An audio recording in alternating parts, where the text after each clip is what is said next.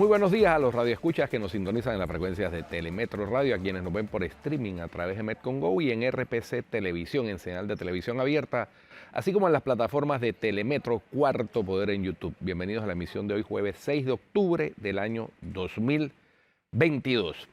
En materia internacional, malas noticias, trágicas noticias. En el estado al sur de México, de Guerrero, específicamente en San Miguel Totolapán, ayer un comando de una banda conocida como los Tequileros irrumpió en una reunión en una casa donde estaba el alcalde de la ciudad y mató a todos los que estaban ahí. Luego de ahí se trasladaron al Palacio Municipal y terminaron de concretar una masacre que incluyó al padre del alcalde, que había sido alcalde también, exalcalde, 18 muertos en total. Una barbaridad en México, país que ya se está acostumbrando a este tipo de situaciones. Hay que esperar a ver qué plantea o qué dice el presidente Andrés Manuel López Obrador en su tradicional mañanera del día de hoy. Se espera que algo diga al respecto, pero ciertamente una cosa terrible. Y si en México llueve, en Tailandia no escampa. Un ex militar irrumpió en una guardería en Tailandia y asesinó a 38 personas, entre esos 24 niños. Realmente algo execrable, una masacre contra personas inocentes y encima la mayoría de ellos niños. Este atacante luego se suicidó, acabó con su vida, en un acto de tremenda cobardía y tremenda falta de humanidad. Pasando al tema electoral en Brasil, tenemos que, por un lado, el presidente Bolsonaro ya se refirió a una supuesta, según él, irregularidad en el conteo de los votos en primera vuelta. Según él, la variación que se dio a partir del 70% de los votos escrutados revela la posible utilización de tecnología para alterar esos resultados. Eso no parece tener mucha lógica, porque si uno compara la medida en que se fueron contando los votos en las regiones, se da cuenta que es consistente con que unas regiones que llegaron más tarde favorecieron a Lula y otras regiones cuyos votos se contaron más temprano favorecieron a Bolsonaro. Pero bueno, Bolsonaro ya había cuestionado de antemano el sistema electoral brasileño. Lo cierto es que el Tribunal Supremo Electoral informó al segundo cada vez que se iban actualizando el conteo en las mesas de votación, y si hubiera querido hacerse fraude, según lo que plantea o deja entrever Bolsonaro, pues el fraude hubiera sido para que Lula obtuviera más del 50% en primera vuelta y no tener que ir a una segunda vuelta el 30 de octubre.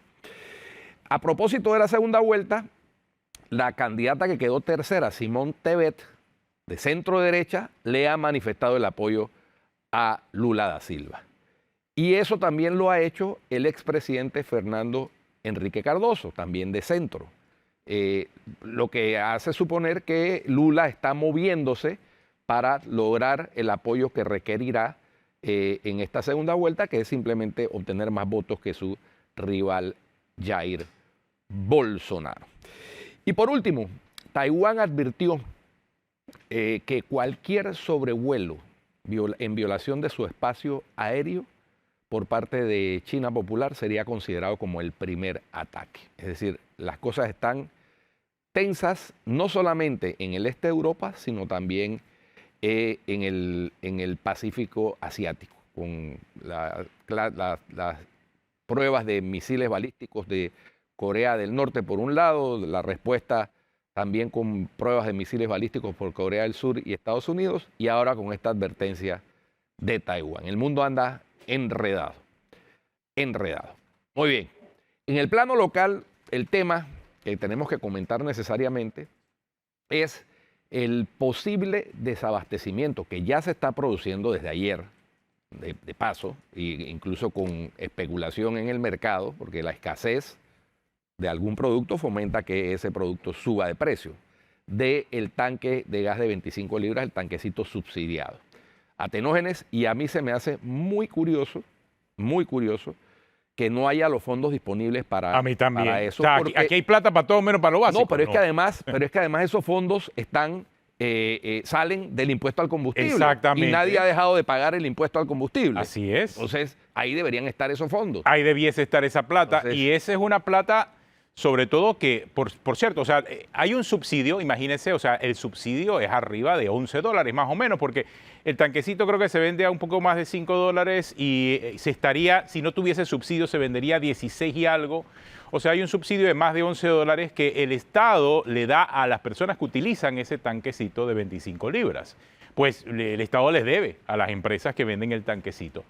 Hay plata para todo, pero menos para pagar lo básico. Y sí es un problema, y parece que puede agravarse desde hoy, si no se puede seguir abasteciendo a las comunidades con ese tanquecito, porque ese sí sería un problema más importante que hasta los huecos que hay en las calles, Guido. No, pues es que ese tanque de gas subsidiado es el que usa la mayoría de la población panameña, sobre todo de clase media para abajo, para cocinar. ¿No? Exactamente. Para cocinar, para hervir el agua en aquellos lugares donde no hay agua potable. Es decir, hay una situación que puede considerarse una situación de emergencia en caso de que se presente una escasez. El gobierno ha anunciado que está tomando las medidas para que eso no suceda. Lo cierto es que una de las empresas que vende el tanque de gas, en este caso Tropigas, es la que se ve afectada porque dice que la deudan más de $60 millones del subsidio y que no está en condiciones de seguir cargando con esa múcura. Claro que no. Financiando pues el incumplimiento por parte del Estado. En la discusión sobre si debe o no existir el subsidio, esa es otra discusión aparte.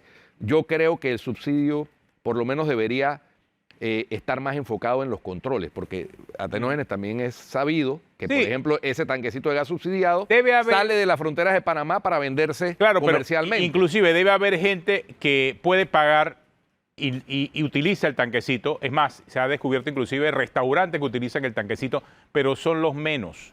La mayoría de la gente que consume el tanque de 25 libras sí lo necesita.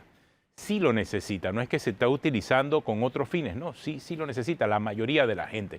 Ya te digo, si ya el Estado quiere eliminar ese subsidio, bueno, esa es otra discusión. Pero por ahora es un dinero que se le debe a todas estas empresas que están y que han estado entregando de forma rutinaria el gas a las comunidades. Ojalá que esto no se vuelva una gran crisis, y menos en este momento, como dijimos, ya hay dos crisis que anteceden este problema. Uno, la crisis que hay con la basura, Guido, o sea, esto está afectando a todas las comunidades por igual. Esta mañana en el noticiero veíamos quejas desde San Miguelito hasta San Francisco. O sea, no es que hay una comunidad que sí le recogen y a otras que no. Desde las empresas privadas que recogen basura, como la de San Miguelito, hasta la autoridad de aseo, que es la empresa pública que debe recoger la basura y que también tiene problemas en la recolección de basura. Entonces, hay un problema serio, y súmale ahora también el problema de los huecos en las calles. O sea, son dos problemas graves y uno mucho más grave, que es el que estamos enfrentando con el tanquecito de gas. Bueno, oye, pasando a otro tema y relacionado necesariamente con el caso Odebrecht, que estamos pendientes pues de la decisión de la jueza Valoisa Martínez, luego de finalizar la audiencia preliminar.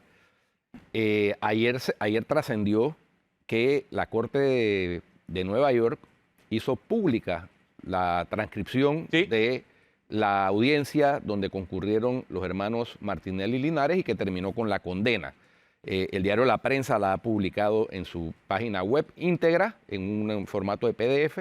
Para los que quieran leer eso, ahí está disponible. Muy interesante porque... Esa transcripción es importante porque ahí ves todos los detalles, aquellas cosas que de repente se te fueron, que no escuchaste bien, ¿no? Ahí está, que todo queda por escrito. Y ahí los hermanos Martinelli y Linares reconocen ante el juez Deri que cometieron un crimen. Así es. Entonces, ¿cómo la defensa aquí puede esbozar como argumento que ellos solamente estaban haciendo lobby, cuando ellos en Estados Unidos reconocen y dicen que están conscientes y arrepentidos de haber cometido un crimen? Entonces, curioso. Es lo que dicen que no, espérate, es que son dos cosas distintas.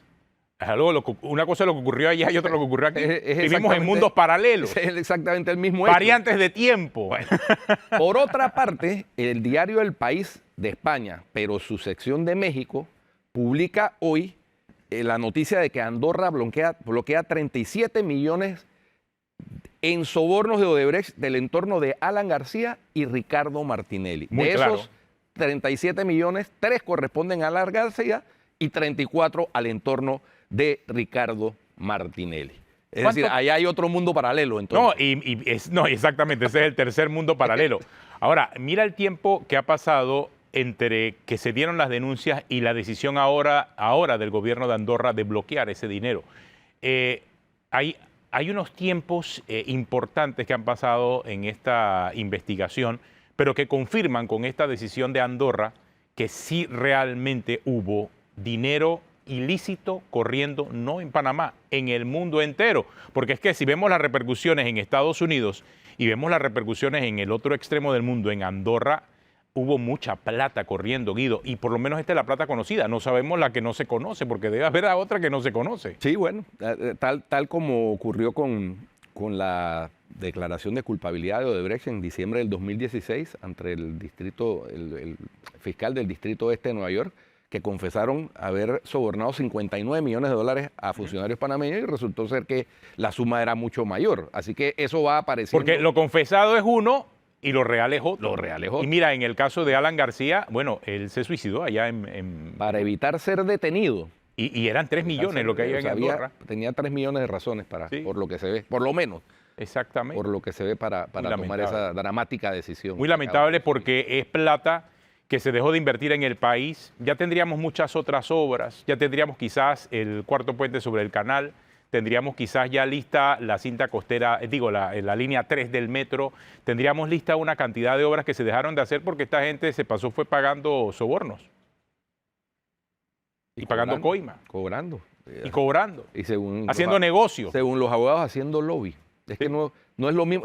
Como grandes lobistas del Estado. Eso hasta el periodista peruano Jaime Bailey dijo en uno de sus programas que era de sentido común y de razonamiento básico que los hijos de un presidente no pueden hacer lobby.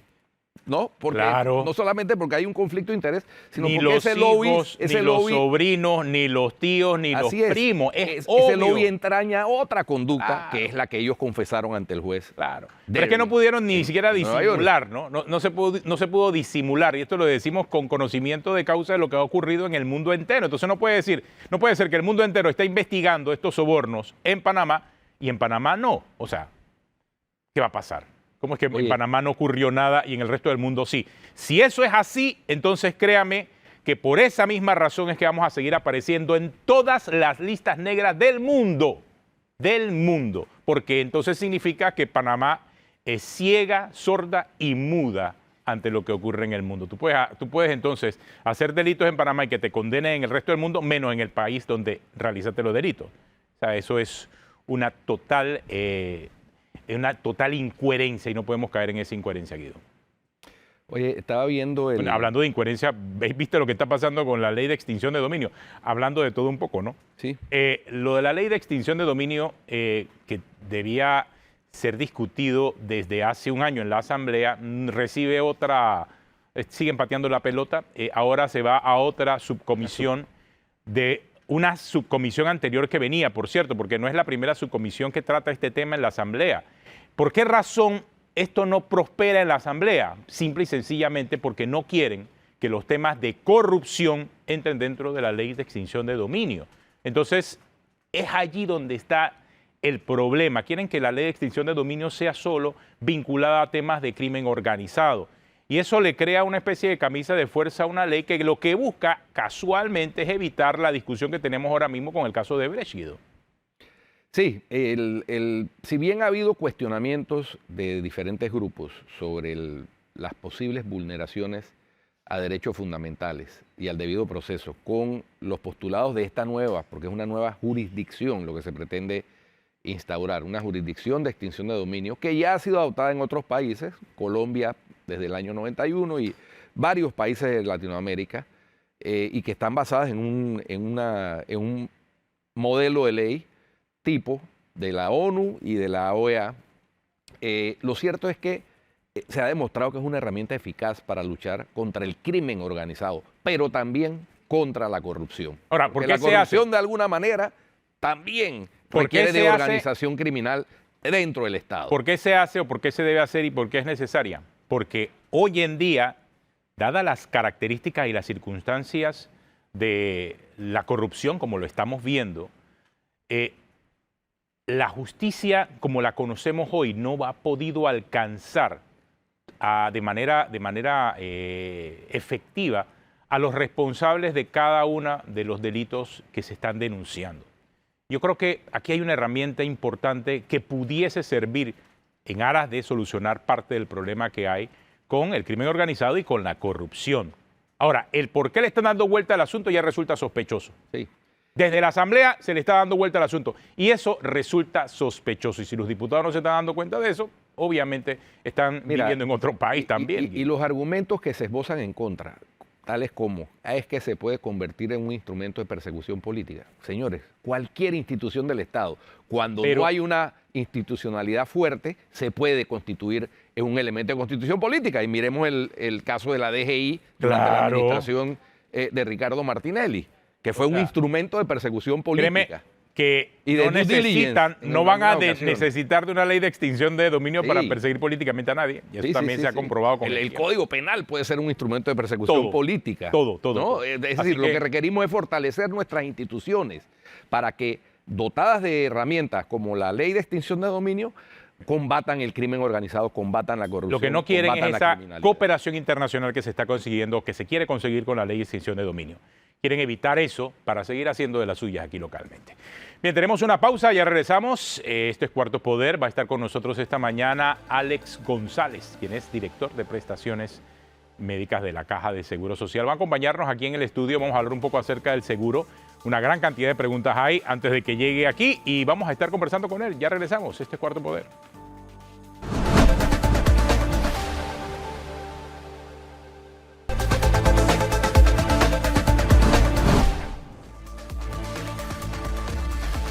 Continuamos en Cuarto Poder. Nos acompaña hoy Alex González. El doctor González es el director ejecutivo nacional de Servicios y Prestaciones de Salud. Han pasado ya 36 meses de gestión, por cierto, del doctor Enrique Lau al frente de la Caja del Seguro Social. Y hay una serie de temas muy importantes que tratar con la Caja de Seguro Social esta mañana, algunos que tienen que ver con medicamentos, con el famoso no hay, otros que tienen que ver acerca con la ciudad de la salud, otros que tienen que ver también directamente con las necesidades que tienen muchos de los asegurados, que ya nos han escrito muchas de estas quejas, doctor, pero bueno, yo creo que después de 36 meses sí sería bueno hacer un balance y entender, bueno, cómo encontraron la Caja de Seguro Social y ¿qué es lo que están haciendo hasta ahora? Doctor, buenos días. Sí, claro, buenos días. Bueno, definitivamente, gracias por la oportunidad. Y en efecto, como tú lo mencionas, Atenógenes, nosotros cuando ingresamos como administración, ya prácticamente en el 2019, finales del 2019, encontramos una caja de seguro social en la cual ya se estableció un plan estratégico para poder abordarlo durante los próximos años. Sin embargo, en marzo del 2020 llega el COVID y eso transforma completamente y acelera otro tipo de procesos que se estaba pensado de modernizar dentro de la Caja del Seguro Social, se tuvo que hacer en menor tiempo. Ejemplo de eso es que cuando nosotros llegamos a la institución encontramos algunas obras abandonadas, que ustedes han sido testigos un poco del proceso que hemos llevado para tratar de ver cómo recuperamos esas obras. También el tema de la obsolescencia de los equipos tecnológicos. Fíjate que teníamos alrededor del 53% de los equipos que están realmente en la Caja del Seguro Social, que estaban ya en una edad de obsolescencia y eso obviamente afectaba un poco lo que es el servicio a los pacientes. Y otra de las cosas que también tuvimos que hacer rápidamente durante la pandemia fue adaptar las instalaciones de salud. Nosotros no teníamos en el momento como país la capacidad para afrontar la pandemia necesitando tantas unidades de cuidados intensivos y pasamos de tener alrededor de 50 camas de intensivo a tener alrededor de 400 durante la pandemia, lo que implicó realmente un gran movimiento, no solamente de personal de salud, que al inicio, como ustedes recuerdan, frente al COVID, pues tenía mucho miedo el personal, teníamos miedo los médicos, las enfermeras, el personal de la enfermedad, porque todo el mundo se fue a casa, el personal de salud quedó realmente en los hospitales, pues haciendo realmente la labor frente al COVID y algunos no querían regresar incluso a casa porque tenían miedo de contagiar a sus familias y nosotros pues en ese proceso lo que hicimos fue tratar de transformar algunos hospitales. Una de las buenas medidas que yo considero que se hizo bastante bien fue trasladar lo que era la parte materno-infantil hacia el hospital Irma de Lourdes Sanetatos porque los niños y las mamás estaban, o estaba la maternidad pues en el complejo hospitalario y ese hospital se estaba convirtiendo prácticamente en un hospital COVID. Así que nosotros trasladamos servicios de tercer y cuarto nivel hacia un hospital de segundo nivel y eso ha logrado que a lo largo de estos años de pandemia pues hayan nacido alrededor de 14,000 niños sanos y salvos con sus mamás, que creo que fue una buena medida de protección para ellos. Y lo otro fue los famosos hospitales campaña que, ante la medida de que nos estábamos realmente quedando sin camas, sin disponibilidad, tuvimos que adoptar estos hospitales que fueron donados por el gobierno de Estados Unidos y por el gobierno de Canadá y fueron colocados en algunos de los hospitales principales. Y obviamente también lo que fue la transformación de la Ciudad de la Salud, que dicho sea de paso, cuando nosotros pues ingresamos, la recorrimos con el señor presidente y vimos que eso honestamente era un monumento a la desidia por el abandono en que estaba la obra, y construimos pues el hospital COVID que le dio un respiro al país en ese periodo con 300 camas adicionales, de las cuales 84 eran camas de intensivo, y eso creo que fue fundamental durante ese proceso de adaptación, aparte de que los jubilados cobraban por cheques y nosotros teníamos miedo de que se contagiaran. Transformamos el proceso de digitalización para lograr que todos los jubilados pudieran pasar a ACH, y también tuvimos que llevarle los medicamentos a los pacientes a la casa, sobre todo los pacientes que tenían enfermedades crónicas, para que no tuvieran que llegar a las unidades pues a recibir el tratamiento. Eso fue parte de los procesos de transformación inicial, que nosotros tuvimos que hacerlo de una forma mucho más rápida, y evidentemente ahora pues estamos yendo hacia una caja de seguro social que lo que queremos lograr es que sea autosostenible, y estamos produciendo algunos procesos de transformación, sobre todo pues evitando el tema de las externalizaciones, logrando nosotros mismos producir nuestro propio oxígeno, tratando nosotros de lograr también que hayan otros sistemas de digitalización que permitan que podamos dar un mejor servicio. Y por supuesto que hay problemas que han sido problemas que se escapan muchas veces de nuestras manos porque son multifactoriales, como el tema de los medicamentos, que el día de hoy pues tú mencionabas en el noticiero, y que evidentemente se convirtió en un problema que la caja no podía resolver por sí sola. Así que tuvimos realmente, gracias a la intervención pues del señor presidente, en nombrar una comisión en donde coloca al señor vicepresidente a cargo de esta comisión. Se permite entonces que se empiecen a mirar alternativas para poder mejorar el tema de los medicamentos, y se convierte ahora en un tema de Estado. Así que esas cualidades principales, frente a también un diálogo nacional que ustedes ya también lo han seguido de cerca, y que ahora pues el diálogo nacional también, que nosotros ya se había instalado, se había hecho una mesa de trabajo. Ahora el Ministerio de Trabajo también solicitó a la OIT un informe a solicitud pues de algunos sectores, y la OIT emite ahora un informe que ya está digamos entregado, y nosotros hemos pedido pues a la OIT que presente los resultados de ese informe, y evidentemente tratar de tener los escenarios para que la mesa que nuevamente se reactiva pues tenga todos los elementos para poder tomar una decisión frente a este fondo, que es el fondo que realmente está en mayor riesgo. Ahora que usted habló de oxígeno, Guido, tenía una de oxígeno, Guido. Sí, sí. Ha trascendido, incluso aquí tuvimos a la presidenta de la Junta Directiva la semana pasada, correcto, Aida Michel de Maduro. Ha trascendido el tema de la intención de licitar unas plantas para generar su propio oxígeno. correcto. La pregunta que me hago y que me surge después de leer los reportajes que ha estado publicando un medio de la localidad es si es absolutamente necesario, porque tengo entendido que parte de la iniciativa surge a raíz de la situación que se dio con la pandemia del COVID. Evidentemente, una enfermedad respiratoria, una demanda de mucho oxígeno, y en determinado momento esa demanda hizo que los precios del oxígeno, que actualmente está externalizado, son proveedores externos, subieran. Y entonces, por eso es que se vislumbra, según entiendo, esta posibilidad de adquirir una planta industrial, porque es una planta industrial de oxígeno, o 4 plantas industriales, entiendo que son, para generar su propio oxígeno. Sin embargo, tanto la presidenta de la Junta Directiva como el otro representante del sector empleador, Camilo Valdés, como un representante del sector obrero, la presidenta se abstuvo, y de estos otros dos, Camilo Valdés y el no recuerdo el apellido del otro señor, votaron en contra, y el argumento es que no hay suficiente sustento técnico. Correcto. Eso es lo que yo quiero que usted nos explique para ver por qué ellos esgrimen eso, a pesar de que ya fue aprobado por la Junta Directiva. Aclaro eso. Claro. Ya esto es un tema pasado, ya se está preparando la licitación y todo, pero quedó la duda, se sembró la duda de que no hay el suficiente sustento técnico. Sí, claro. Bueno, yo creo que la pregunta es fundamental y es tan importante aclarar. Primero que todo, esto es parte de un proceso de transformación integral. No solamente el oxígeno. Como mencioné anteriormente, nosotros con Ciudad de la Salud estamos haciendo procesos de compra de algunos equipos que la caja no tenía y que nos obligaba también a externalizar estos servicios, generando un gasto grande, por ejemplo, en millones de dólares para la caja. Por ejemplo, polisomnografías, estudios de sueño. estudios cardiológicos, por ejemplo, operar a niños o adultos en el extranjero porque no teníamos aquí las facilidades. Eso es algo que estamos abordando con Ciudad de la Salud. Y en el caso específico del oxígeno forma parte de ese proceso integral en el cual nosotros evidentemente en pandemia tuvimos que utilizar muchísimo más oxígeno para poder suplir las necesidades de los pacientes. Fíjate que este proyecto no es un proyecto nuevo, un proyecto que nació hace 27 años, porque Panamá no es el país que está innovando en el tema de producción de plantas de oxígeno.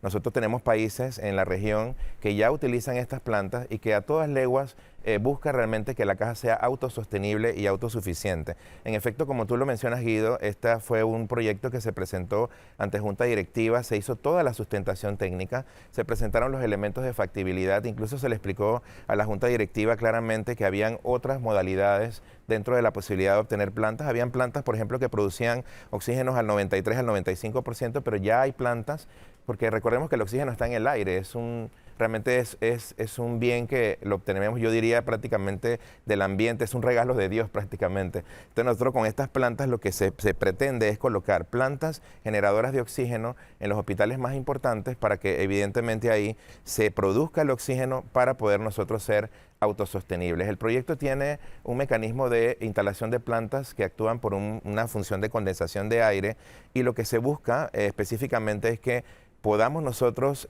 garantizar este medicamento, porque el oxígeno no es un insumo, es un medicamento, que fue el medicamento más importante durante el proceso de la pandemia, porque una de las cosas que sí, habían diferentes combinaciones de medicamentos, pero el medicamento más importante se convirtió en el oxígeno. Y yo quiero aclarar, pues me parece que es prudente aclararlo en este espacio, que sí fue sustentado técnicamente, que obtuvo 8 votos a favor de todo el resto de la Junta Directiva.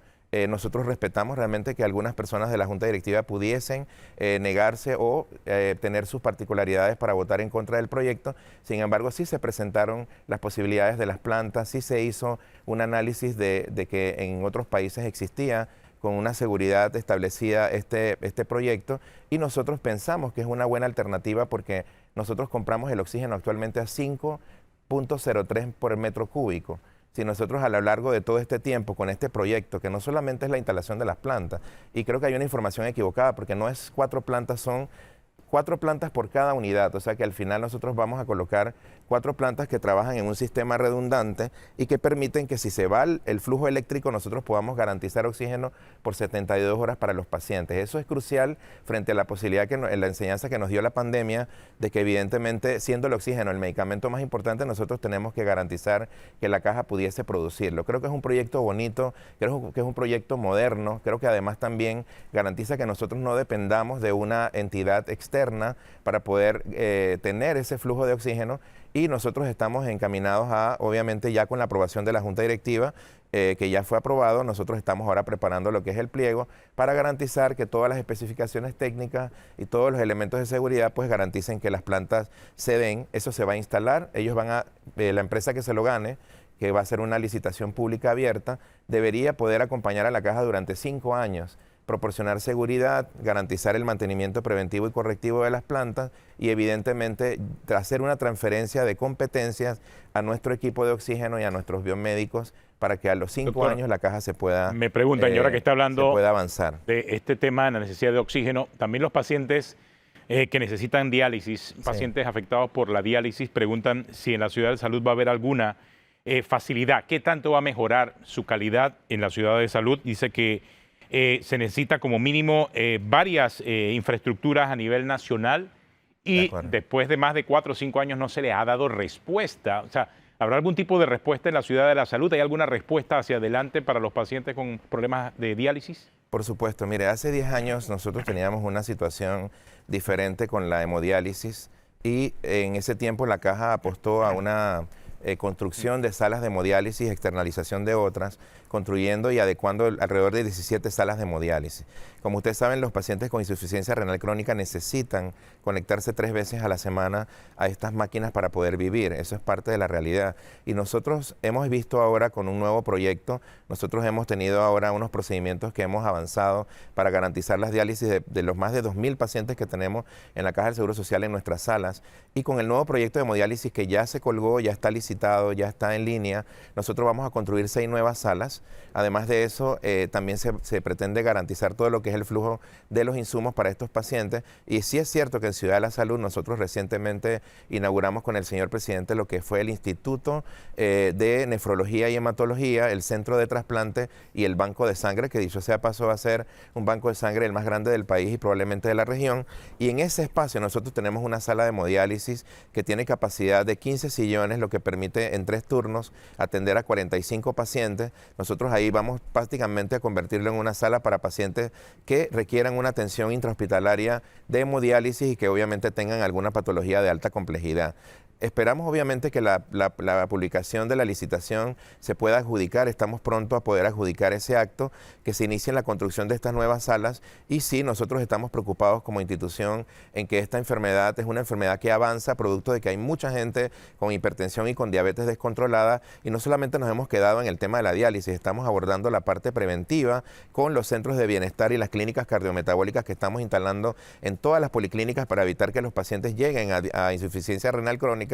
Y por otra parte estamos haciendo trasplantes. Fíjense, Guido y Atenógenes, que nosotros como caja no solamente hacemos trasplante renal, hacemos trasplantes de hígado, trasplantes de corazón, trasplantes de córnea, trasplantes de médula ósea y este año después de la pandemia reactivamos nuevamente a partir de marzo lo que eran las operaciones de trasplante y ya hemos operado alrededor de 86 pacientes que gracias a la bondad también de algunas familias que perdieron sus familiares pudieron hacer donaciones multiorgánicas y hemos operado a través de 10 pacientes que fallecieron, las familias permitieron que pudiéramos operar a estos pacientes y le hemos dado una oportunidad de vida. Yo creo que eso también es fundamental porque los pacientes de diálisis están al final esperando un trasplante de riñón en unas listas de espera que también dependan obviamente de la posibilidad de que los pacientes reciban una donación de alguien pues que done esos órganos porque no tenemos un banco de tejidos de órganos para poder operar a los 2.000 pacientes que requieren una cirugía de trasplante. Doctor, tenemos una pausa, ya regresamos aquí en Cuarto Poder, hoy conversando acerca del Seguro Social con el doctor Alex González. Ya regresamos.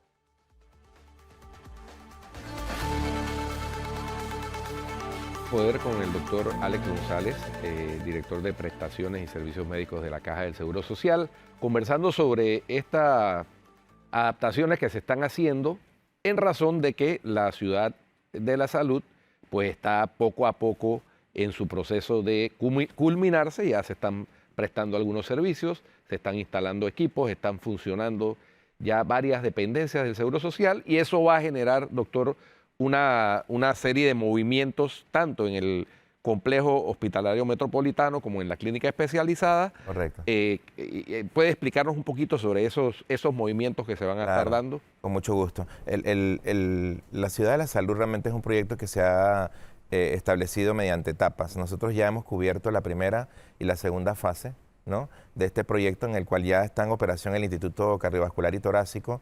Ahí están todos los servicios de cardiología, servicios de cirugía cardiovascular, algo de neumología. Y también hemos ya recibido con el señor presidente lo que es el Instituto de Nefrología y Hematología, el Centro de Trasplante y lo que es la parte del Banco de Sangre. En las próximas etapas nosotros debemos recibir el hospital clínico, el hospital quirúrgico, un hospital de especialidades pediátricas de alta complejidad, lo que es el centro materno fetal con obstetricia crítica y un centro de medicina física y rehabilitación, además de un hotel de pacientes, un instituto de investigación. Y todo eso obviamente es parte del proceso de transformación de la caja. Mucha gente me pregunta, doctor, ¿qué va a quedar en el complejo? Bueno, evidentemente el complejo va a seguir funcionando y va a convertirse una parte de lo que es el edificio más viejo, va a convertirse en lo que es el hospital geriátrico de alta complejidad, en donde vamos a tener un hospital geriátrico de 250 camas. Ya estamos en ese proceso de transformación porque a medida que vayan saliendo los servicios del complejo hospitalario, nosotros estamos ya evidentemente haciendo los cambios necesarios y eso es bueno porque la Caja de Seguro Social tenía un hospital geriátrico que, como ustedes recuerdan, fue demolido en algún momento para transformar el hospital de la 24 de diciembre en un centro geriátrico, pero eso ya se ha quedado pequeño para la gran cantidad de pacientes de la tercera edad que requieren atenciones intrahospitalarias. Así que nosotros pensamos que eso es un buen proyecto, transformar esa parte del complejo y la otra parte del complejo, como te mencionaba, va a convertirse en lo que es un hospital general. Ahí vamos a regresar lo que es la sala de obstetricia y neonatología básica, digamos, de la 24 de diciembre. Vamos a tener un centro ahí para operar también, va a estar cirugía, medicina interna, algunas especialidades básicas y evidentemente vamos a tener un centro también de diagnóstico ambulatorio en donde los pacientes no van a tener que realmente ir a hospitales, a otro tipo de hospitales, sino que van a poder hacerse sus exámenes, aparte de que con el proyecto nuevo de teleradiología estamos nosotros también descentralizando un poco lo que es la parte de los equipamientos. Antes una mujer que necesitaba una mamografía o necesitaba algún estudio especializado tenía que irse a un hospital, ahora va a poder hacerlo en una policlínica, incluso hasta en algunas ULAPs que vamos a adaptar también con equipo radiológico para poder hacer esas necesidades. Así que nosotros estamos ahora orientados, guiados hacia un proceso de transformación de la institución en la cual lo más importante para nosotros es garantizar que la caja sea autosostenible. Mejor proceso de digitalización, cero papel, Smart Hospital, o sea, hospitales inteligentes, un nuevo sistema de información, la autosuficiencia en la producción de nuestro propio oxígeno, el proyecto de teleradiología y evidentemente los cambios estructurales que van a convertir a la Ciudad de la Salud pues en el hospital probablemente no solamente más importante de todo el país y más complejo, sino también de toda la región latinoamericana. Alguien me escribe, doctor, que el tema de la centralización en la Ciudad de la Salud pudiera afectar a aquellas unidades de la Caja del Seguro Social que están en el interior. Yo entiendo que no necesariamente, que esto acá es complementario porque los trasplantes, a mí me consta, por ejemplo, que en la policlínica o en Aguadulce se hacen trasplantes también, por poner un ejemplo, ¿no? Conozco al doctor que está al frente, el doctor Bolívar Saldaña, que está al frente de esa unidad y hacen trasplantes exitosamente. Pero también me plantea alguien que le preguntara cuándo fue el último trasplante renal que se hizo en la Caja del Seguro Social. ¿Cómo no? Bueno, esas son preguntas muy, muy importantes porque nosotros hicimos el último trasplante la semana antepasada y estamos siempre expensas y tenemos dentro de cada uno de nuestros hospitales, la Caja ha activado a todos sus comités, digamos, de trasplante a nivel nacional y hacemos lo que se llama la procura de los órganos. Es un proceso muy difícil porque evidentemente cuando una persona está a punto ya de fallecer o tiene muerte cerebral o hay alguna condición específica que se pueda convertir en un potencial donante, estos médicos y este personal que está en los hospitales aborda a la familia y obviamente entra en un proceso de negociación con ellos para tratar de lograr que cuando se dé el proceso de la muerte del paciente se le puedan extraer los órganos y tenemos una alta lista de espera. Por ejemplo, en el caso de los pacientes renales tenemos alrededor de 200 pacientes en lista ya preparados, esperando obviamente que surja una oportunidad de donación. Sin embargo, como mencionaba, este año nosotros hemos avanzado mucho como institución en los trasplantes renales. Quisiéramos hacer más, quisiéramos poder hacer realmente la posibilidad de operar a todos los pacientes. Sin embargo, la caja no tiene un depósito de órganos. Eso depende mucho de la voluntad de las personas y por eso tenemos que hacer también transformaciones en la ley. Fíjate que cuando uno va al Tribunal Electoral y te preguntan, ¿quieres ser donante? Mucha gente dice, sí, quiero ser donante, pero cuando fallece, el familiar se opone porque la ley le permite decidir. Entonces creo que eso es algo que hay que conversarlo en casa. Yo siempre he pensado que el tema de la donación salva vidas y que por tanto debe ser, la educación en salud es poder. Y si las personas y las familias tienen la posibilidad en sus casas de poder conversar entre ellos, de decir yo soy donante, me gustaría que respetes mi voluntad cuando yo fallezca, eso puede cambiar también un poco el contexto. Y nosotros estamos muy comprometidos con los pacientes renales. Ellos saben que hemos avanzado muchísimo en este aspecto, que por lo menos yo he salido en muchos medios de comunicación promoviendo la donación de órganos porque creemos que ese tratamiento definitivo logra que ellos realmente tengan una oportunidad de vida diferente. Si no se hace el trasplante, estos pacientes prácticamente están limitados a estar 3 veces a la semana recibiendo un tratamiento de hemodiálisis en un riñón artificial. Así que yo creo que eso es fundamental y nosotros estamos realmente comprometidos con esa parte y también fortaleciendo, como mencioné anteriormente, el tema de la prevención porque creemos que a través de nuestras clínicas cardiometabólicas vamos a poder detectar pacientes que están en un estadio más temprano y que no avancen hacia insuficiencia renal. En el tema de la prevención, doctor, me parece importante puntualizar en algo que me parece a mí que es la causa de muchos de los problemas de salud que padece la población panameña y es nuestra dieta. Sí. Nuestra dieta es muy sabrosa, pero es absolutamente insalubre. Claro. Entonces produce obesidad, produce diabetes, produce alto colesterol, produce una cantidad de afecciones cardiovasculares. ¿Cómo podemos hacer para que sin dejarlo tradicional, simplemente tenerlo como una referencia para determinadas ocasiones, pero que no sea el día a día de la dieta del panameño. Sí, claro, yo creo que aquí lo fundamental, porque todos en el país estamos enfrentados realmente a alguna condición de estas. Es evidente que la mayor parte de los panameños están en una situación, quizás no de obesidad mórbida, pero sí de sobrepeso.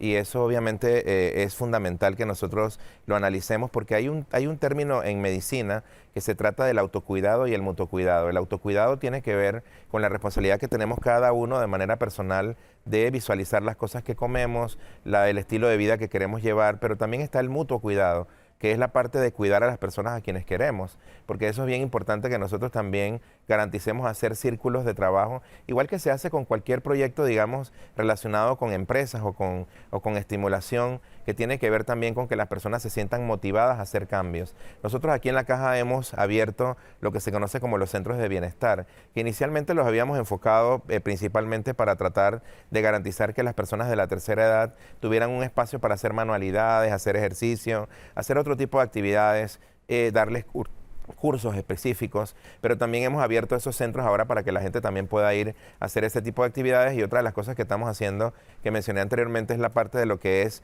las clínicas cardiometabólicas, que yo pienso que eso es fundamental, porque ahí nuestros médicos están saliendo de un proceso puramente asistencial a convertirse en médicos realmente que caminan la comunidad, que acompañan a sus pacientes a tratar de tener mejores estilos de vida saludables. Y creo que nosotros hemos avanzado suficiente. Nuestra meta es tener por lo menos una clínica cardiometabólica en cada policlínica de la Caja del Seguro Social. Tenemos 25 a nivel nacional, y obviamente también queremos tener al menos 2 centros de bienestar también en cada provincia para que la gente pueda acceder. Ojalá las comunidades también se organicen, y nosotros como institución estamos dispuestos que una comunidad organizada nos ubique para nosotros poder apoyarles si hay espacios que a veces son de la comunidad y que nosotros podríamos adaptarlos para convertirlos en centros de bienestar y ayudarles a tener mejores estilos de vida.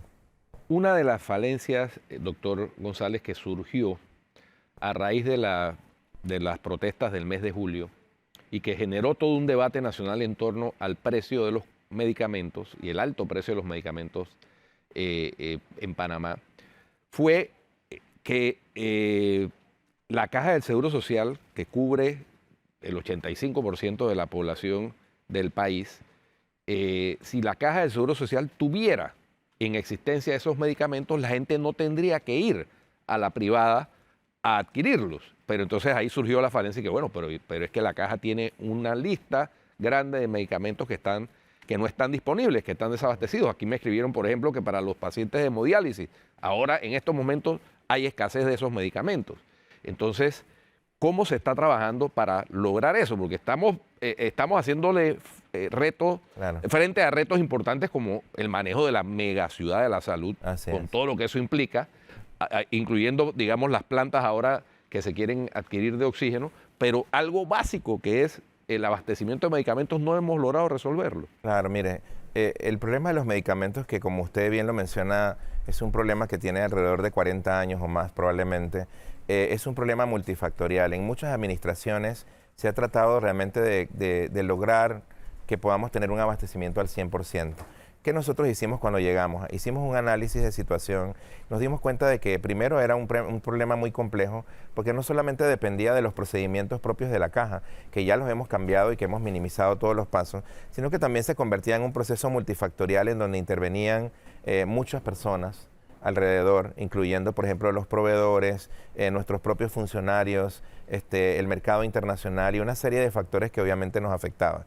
¿Nosotros qué hicimos? Obviamente, cuando dijimos, creemos que no podemos solo con esto, el señor presidente, de una forma muy inteligente, pienso, estableció la posibilidad de crear una comisión de Estado. Y creo que elevar el problema de los medicamentos a un tema de Estado se convirtió definitivamente en una buena alternativa. ¿Por qué? Porque solamente la primera vez que con este tema de la Comisión Nueva de Medicamentos dirigida por el señor vicepresidente, que nosotros pudimos realmente comprar medicamentos y hacer una especie de compra en línea, nosotros con 8 medicamentos la Caja se ahorró $12 millones.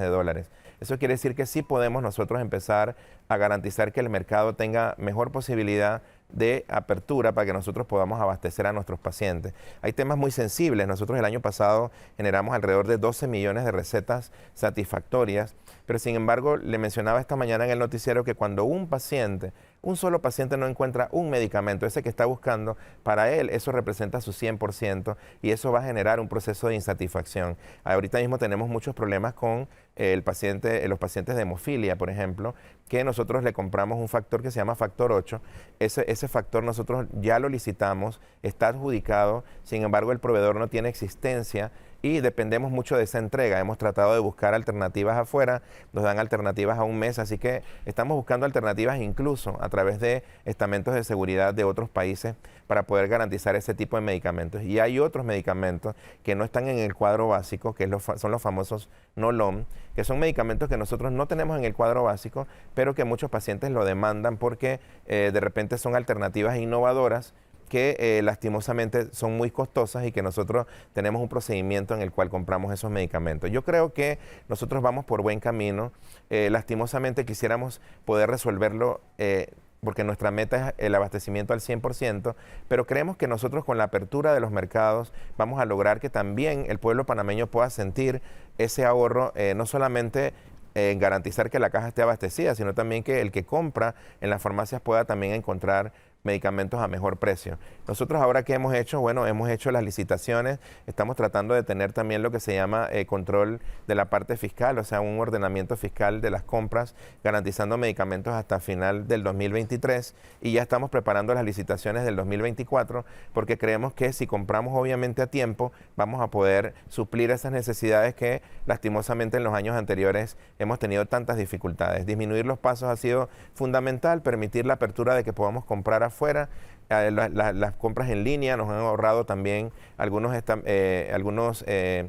dinero para el tema de los medicamentos y por último, evidentemente, estamos tocando ya en la mesa de trabajo con el equipo la posibilidad de que nosotros podamos seguir comprando afuera a mejores precios para abastecer precisamente estos medicamentos que son tan sensibles. Cuando un paciente de hemodiálisis, un paciente que sufre de una enfermedad crónica o un paciente de hemofilia no tiene su medicamento, eso evidentemente reconocemos que pone en riesgo su tratamiento y nosotros estamos muy comprometidos en tratar de garantizar que eso se dé de la manera más fluida posible. Muy bien, sí, aquí me están planteando que, por ejemplo, carvedilol, que es un medicamento que necesariamente tienen que tomar los pacientes que hacen hemodiálisis, no hay en estos momentos, y el que no tiene la facilidad para comprarlo en la privada, pues lamentablemente va a padecer quizá de la pérdida de la vida, porque no puede administrarse. Muy bien, el doctor Alex González aquí ayudándonos a ilustrarnos un poco sobre